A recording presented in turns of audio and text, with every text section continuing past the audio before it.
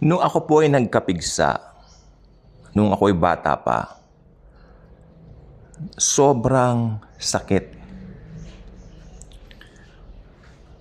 Sobrang hindi ako nakakatulog. Isang pigsa lang yon sa aking, alam na kung saan yon sa likod, no?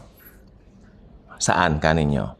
Yung pag umuupo ka, masakit. Ayun, ayaw ko nang banggitin dito dahil ang atin naman pong channel ay wholesome channel ito, no? Dahil ito po ay kay Jesus. Yan. Pero minsan, sinama ko ni Mami dito sa SM Mega Mall. Nakita niya yung mga friends niya. So, sabi, kakain daw kami sa McDo. Excited ako. Excited ako. Kasi maski may pigsa naman ako, ayos lang ako, konting sinat lang. So, nakakalabas. And besides, bata pa ako, malakas ang resistensya, di ba?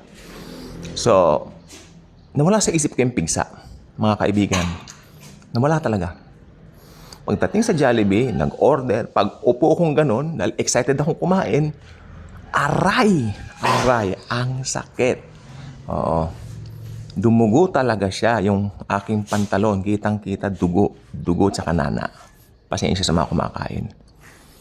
Alam niyo, mga kaibigan at mga kapatid, yung mangyayari sa mundo na sabihin natin puot ng Diyos, ganyan po yung nangyari sa akin sa pigsa. Puputok na, no? Pero ang mga tao baliwala sa kanila. Baliwala sa kanila. For them, go on lang. Go on lang.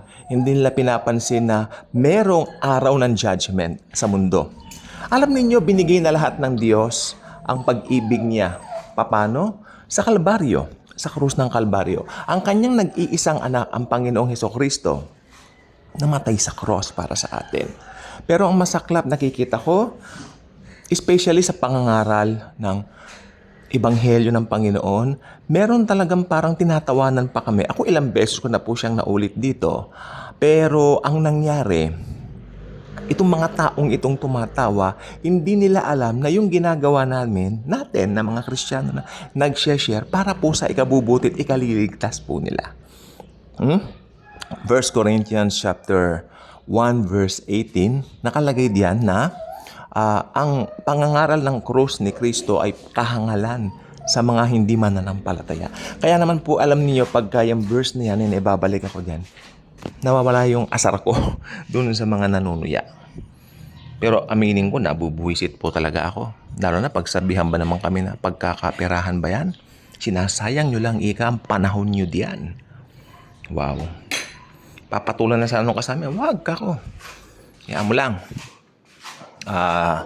Unang-una may kasama tayong bagong believer kako, wag ganyan. Baka matisod. Bago lang yan. Buti nga sumama agad sa atin ako eh. Ang problema lang po talaga, itong panahon natin ngayon, masyado nang bombarde ng mga tao sa mga makamundong bagay. Ang daming inaalok ng mundo ngayon. Aba, sa panahon lang na 10 years back, 2014 yun, di ba? 10 years ago. Ito, nakakalkal ako ng aking lumang iPhone. Nakalkal ko yung luma kong iPhone. Ano ba to? Teka, check natin. Ba't tong iPhone ito? Nakalkal ko lang po siya eh. Yun, iPhone 5S. Dalawa yan, isang puti, isang itim. Oo. Pina-plug ko siya. Gumagana pag naka-plug, pero pag hindi. So what's the use? Collectibles na lang yan. Collection. Binili ng daddy ko yan sa akin dati. Okay. Anong sinasabi ko po sa inyo? Sabi ko, 10 years back and to now, ang laki ng pinagbago. Di ba? So, yung mga cellphone noon, ganyan ang itsura. Ngayon, iba na eh. So, mas malaki ang chance, ang mga tao ngayon, mas maging bombarded dito, mas maging focused dito sa ganito. 10 years ago ba may nagti-TikTok na? Wala, di ba? Ngayon, ang mga kabataan ngayon, makita mo, different, very different. Doon sa mga kabataan 10 years ago, na ngayon, mga 20 anyos na. Sila rin nagsasabi sa akin, ibang-iba talaga. So habang itong gusto ko sabihin sa inyo, hindi naman po ako nananakot doon sa mga may anak na maliit, pero itong sabi ng Biblia, pasama ng daigdig ang buong sangkatauhan ng buong mundo. Maski mga bata ngayon, wala ng manners. Karamihan. Hindi ko sinasabing lahat. Karamihan walang manners. Kagabi yung kapitbahay namin, pinapagalitan yung anak niya. Hindi mo ako ginagalang. Kanya. Yung anak niya 10 taon o 11 years old, I don't know. Ang bastos. Forgive me bro, ang bastos. Ang bastos po talaga. Forgive me. Pinagsabihan ko na yung batang yan. Ganun pa rin. So, di ba, may limit naman tayo. Hindi ko naman ano yan eh. Yung batang yan kung tutuusin, bali, pamangkin ko yan. Pero syempre, hayaan mo yung father niya, yung nanay niya na pinsan ko ang magdisiplina. Di po ba? Kaya sabi ko po sa inyo, yung mundo ngayon, kung hindi po kayo aware, parang pigsa yan, na darating na yung wakas niyan, yung puputok na lang yan. Meron bang pagputok yan? Ang pigsang ito may pagputok. At pagdating ng araw na yon, baka ma-realize po ninyo huli na para sa inyo. Kasi ang sabi ng Biblia, gugunawin talaga ang mundong ito eh. Papalitan ng bago. New heaven and new earth. Mawawala lahat ito. Hindi totoo yung magiging paraiso ito kailanman. Kalokohan po yon. That's not true. Babaguhin ito. Kasi ito, fallen world ito. Ngayon, kung ikaw hindi ka wais na otat o na tao, dito ka lang nakapokus, kawawa ka. Kawawa ka. You don't know Jesus yet, and yet parang, mapagmataas ka, siguro may mga narating ka, successful ka, di ba? Yan lang mga business-minded person. Sila po ay talagang nakatutok sa negosyo. Ante! Ako nung isang araw. Matanda na po siya. Mag-80 na. Nandiyan ka pa rin nakaupo sa negosyo mo. Ako, inchik. Oo, balong, anak. Kanya sa akin. Balong kasi ang tawag niya sa mga bata. Balong, alam mo naman. Kanya. Di ba? Kailangan wag kong pababayaan. Take time mag-trip po kayo ganun. Nagpunta naman ako ng Amerika nung di ba? Nung anong tawag dito? Nagpunta naman ako ng Amerika nung Pasko, sabi niya. Oo, pero bumalik ka agad after New Year. Hindi yan quality time doon sa mga anak mo. Yung anak po niyang isa doon, bali tatay ng classmate ko. So, nandun po sila sa Amerika. Nakikita rin po sila ng kapatid ko doon. So, ayan po ang nangyari. Ayan po ang kwento dyan na ang point ko rito, tumanda na siya doon pa rin. Makikita mo yung kanyang altar, ito wala naman po kung ibig sabihin. Meron siyang Nazareno, tapos katabi Buddha. Ano po yan? Ako, ayan! Meron akong Nazareno, may Buddha ako. Para sigurado kanya. Si Jesus lang po ang salvation.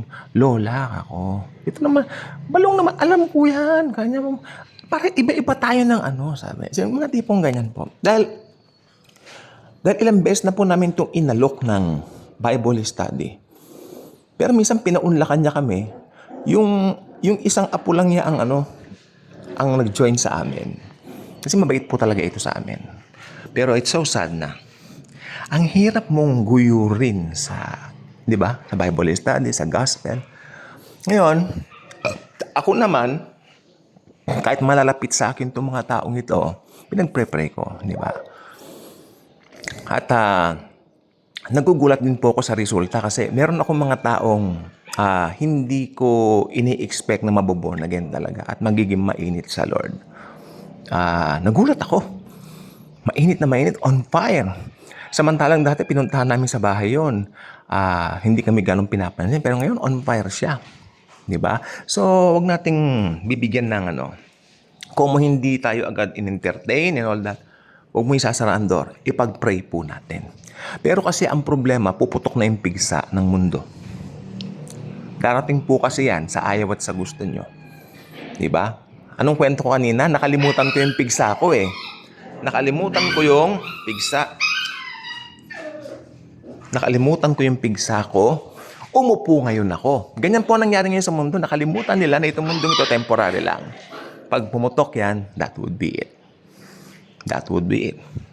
Tandaan nyo, ang unang event na hinihintay natin ngayon, dahil church age to, rapture. Paniwalaan man nila kaya hindi ang rapture. Mag-comment man sila dito ng marami na hindi raw totoo ang pre-trib rapture. Eh bakit naman hindi totoo? Ano ang totoo yung susuungang Kristiyano sa dilubyo? Lalong hindi totoo yon. Kasi mawawala doon ang pag-ibig ng Diyos sa kanyang creation. Hindi ako naniniwala doon. Hindi lang po tayo creation ng Diyos. Tayo po ay kanyang mga anak. Hindi niya isusuong ang bride niya ni Jesus. Diyan, sa dilubyong yan. Ginawa niya yan para sa Israel, hindi para sa ating mga believers. Tandaan po ninyo yan.